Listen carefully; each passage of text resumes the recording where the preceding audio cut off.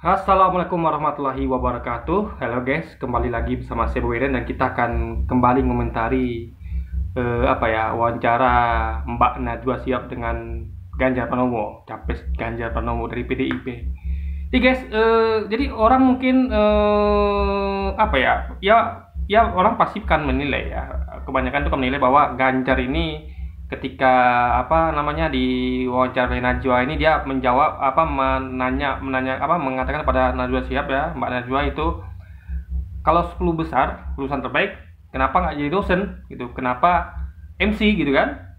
Nah, ini dia semacam buat strata kalau MC itu di bawah, posisinya di bawah dosen.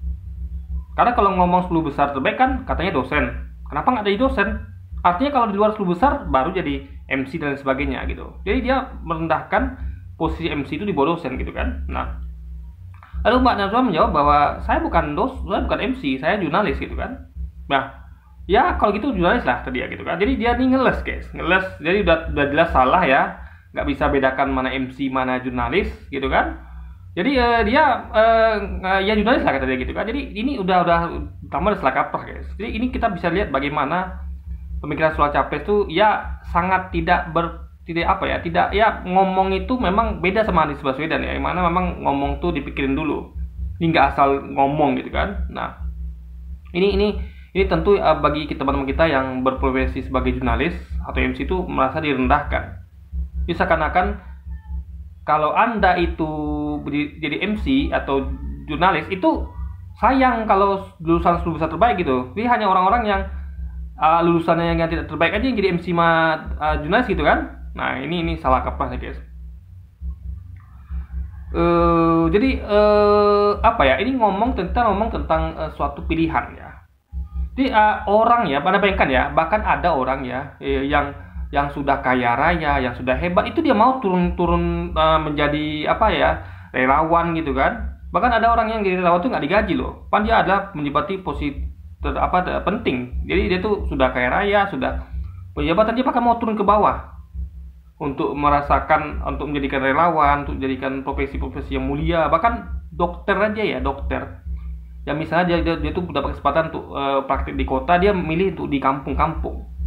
Dokter, apalagi dokter zaman dahulu itu ya, dia punya ilmu tinggi. Jadi bayangkan ya, dulu ada namanya di Cina kuno tuh namanya tabib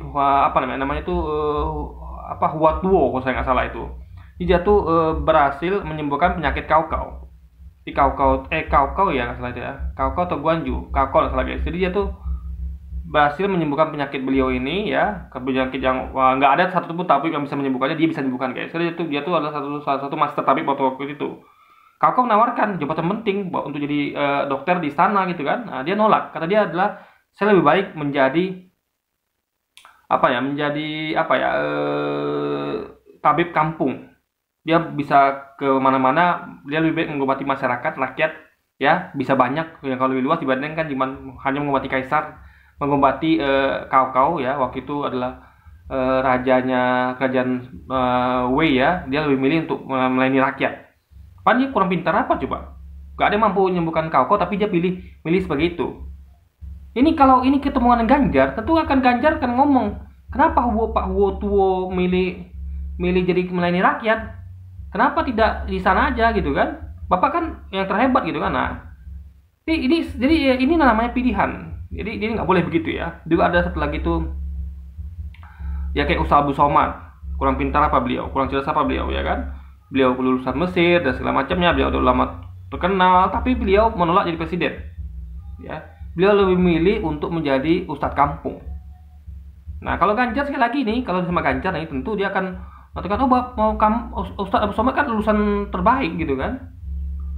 Dia orang cerdas, kenapa jadi ustadz kampung gitu kan. Nah, itulah pilihan. Harus hargai itu gitu loh. Maksudnya tuh nggak boleh merendahkan. Jadi seakan-akan itu nggak pantas itu guys. Padahal menurut Ustadz Abu Somad itu sangat pantas sekali. Lebih pantas mendingan jadi presiden. Ya.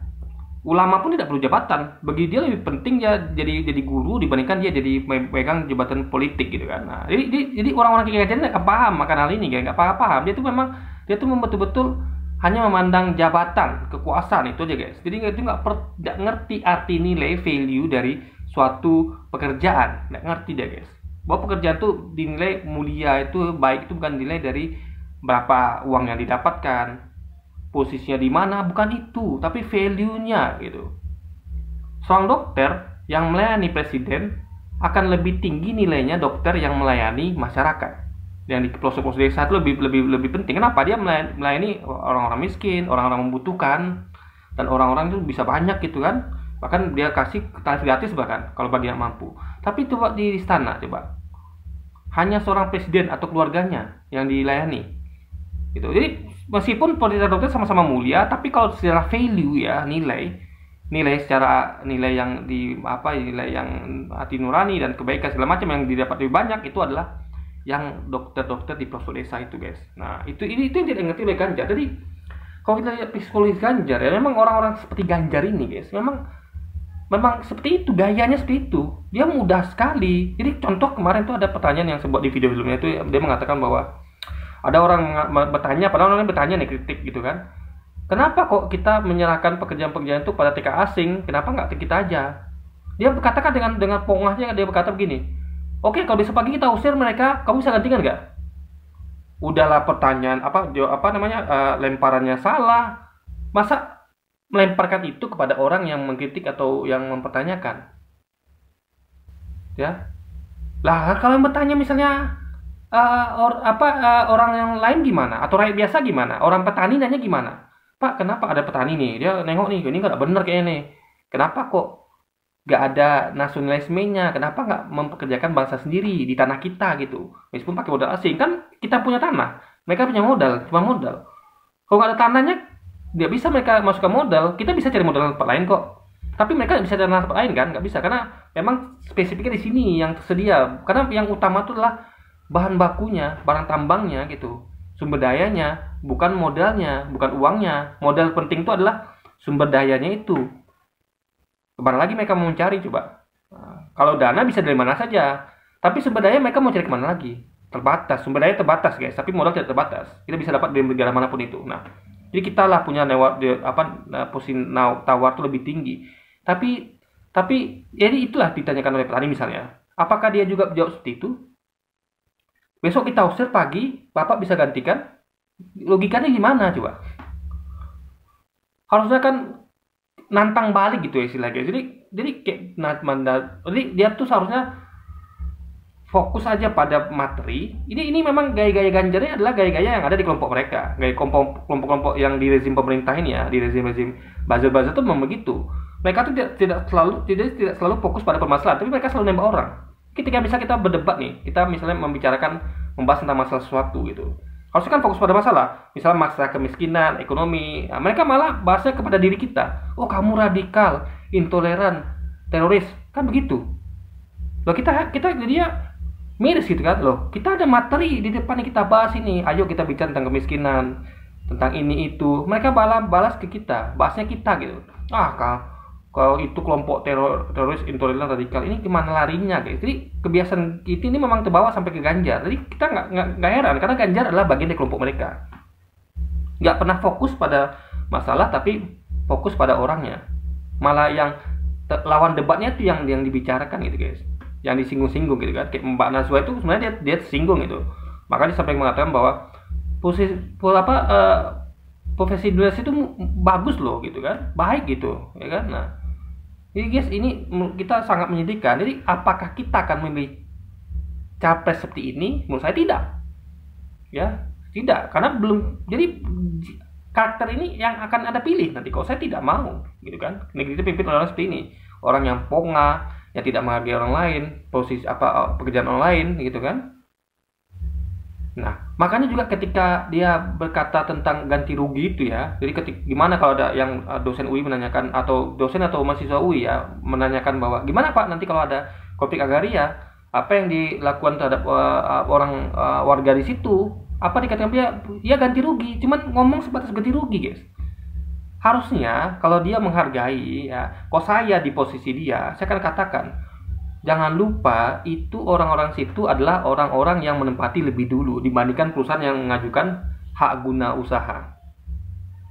Perusahaan yang mengajukan hak guna usaha itu baru, negara juga baru. Negara ini baru di tahun 45, mereka sudah dari nenek moyang situ. Jadi mereka harus dihargai. Jadi dia harus ngerti dengan value. Sayangnya orang-orang kayak dia, kelompok dia nggak ngerti value. Dia harus tahu seharusnya posisi yang lebih lama tuh siapa, yang lebih berhak. Meskipun dia belum punya sertifikat, karena mungkin kesulitan ngurusnya, nggak tahu caranya, karena mereka masyarakat adat ya, yang nggak semuanya itu yang bisa kita pahami sebagai masyarakat modern. Enggak, mereka masih tradisional. Jadi mereka tuh daripada ngurus-ngurus sertifikat, mereka lebih penting lagi bertani, nelayan. Mereka lebih penting lagi melakukan aktivitas untuk menghidupi keluarga mereka dibandingkan mengurus sertifikat yang mereka bahkan belum tahu paham caranya, karena mungkin kurangnya sosialisasi gitu kan. Nah, atau mungkin kekurangan biaya. Nah, itu tidak pahami. Jadi jangan mentang-mentang ada sertifikat tapi jadi berakibat melupakan eksistensi mereka di situ yang sudah berpuluh-puluh bahkan beratus tahun yang lamanya, guys, berapa abad lamanya gitu. Jangan sampai. Kalau saya pribadi, kalau ada orang yang sudah menempati suatu wilayah, meskipun dia tidak ada sertifikat, tapi dia lebih lama daripada orang yang hendak mengajukan hak guna bangunan, kita harus lebih menghargai orang yang lebih lama menempati itu. Meskipun orang yang baru ini mengajukan modal itu nggak penting, karena orang ini udah lebih lama ada, meskipun mereka belum ada sertifikat. Bahkan kita akan bantu buat sertifikatnya. Itulah bentuk kita menghargai orang-orang yang sudah eksis lebih lama di tempat itu. Ya di Rempang itu, di Wadas. Mereka lebih lama ada, kita hargai mereka. Investor tuh harus tahu diri. Jadi ketika mereka masuk investasi itu, ya mau asing mau lokal masuk, mereka harus tahu posisi mereka adalah posisi orang baru. Gak boleh menangkap orang lama, meskipun orang lama itu belum ada sertifikat atau tidak ada sertifikat, jika boleh. Karena ini posisi yang lebih lama, siapa yang lebih lama di situ. Dan mereka itu sudah mengolah tanah itu dari dulu. Mereka sudah terbukti memang telah mengolah tanah itu. Tanah yang dulu berupa hutan, tanah yang dulu berupa ini, tapi sudah mereka buka ya, dan mereka kelola di situ sesuai dengan kemampuan mereka. Jadi kita harus hargai mereka gitu. Gak bisa orang yang mentang-mentang punya modal lalu